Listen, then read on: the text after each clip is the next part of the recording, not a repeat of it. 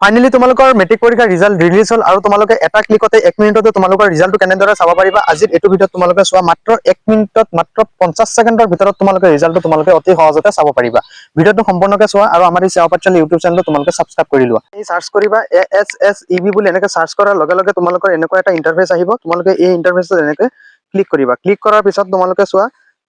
অকমান সময় ৰখিবা তোমালোকে ইয়াৰ পিছত চোৱা এনেকৈ তলফালে তোমালোকে স্ক্ৰল ডাউন কৰিলে তোমালোকৰ যেটো প্ৰথম লিংক আছে ইয়াতে তোমালোকে ক্লিক কৰিবা সো ক্লিক কৰাৰ লগে লগে তোমালোকৰ এনেকৈ ৰিজাল্ট 1 ৰিজাল্ট 2 ৰিজাল্ট 3 বুলি আহিব তোমালোকে ৰিজাল্ট 1ত এনেদৰে ক্লিক কৰিবা ক্লিক কৰাৰ পিছত চোৱা তোমালোকে এনেদৰে অকমান ফ্ৰেশ কৰিবা ফ্ৰেশ কৰাৰ লগে লগে তোমালোকৰ এনেকুৱাকৈ আহিব ইন্টাৰফেসটো তোমালোকে চোৱা ইয়াতে ৰুল যেটো আছে এটো B26 এনেকৈ সিলেক্ট কৰাৰ পিছত তোমালোকৰ ইয়াতে ৰুল যেটো তোমালোকৰ এডমিটত আছে তোমালোকে হেতু ইয়াতে এনেদৰে পেস্ট কৰি দিবা পেস্ট কৰি দিয়াৰ পিছত তোমালোকে কি কৰিবা এই তলত চোৱা যেটো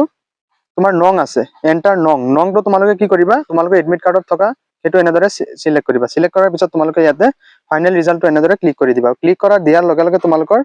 এনেকুৱা ধৰণৰ এটা আহি যাব চাইছানে গতিকে তোমালোকে এনেদৰে ক্লিক কৰাৰ পিছত তোমালোকে চাইছা কিমান ধুনীয়াকৈ তোমালোকৰ ৰিজাল্টটো এনেদৰে আহি গৈছে বা তোমালোকে এনেদৰে 0394 এনেদৰে ক্লিক কৰাৰ পিছত তোমালোকে কি কৰিবা এনেদৰে ক্লিক কৰি দিয়াৰ লগে লগে তোমালোকৰ সো এনেদৰে আহি গৈছে ৰিজাল্টটো তোমালোকৰ চাইছানে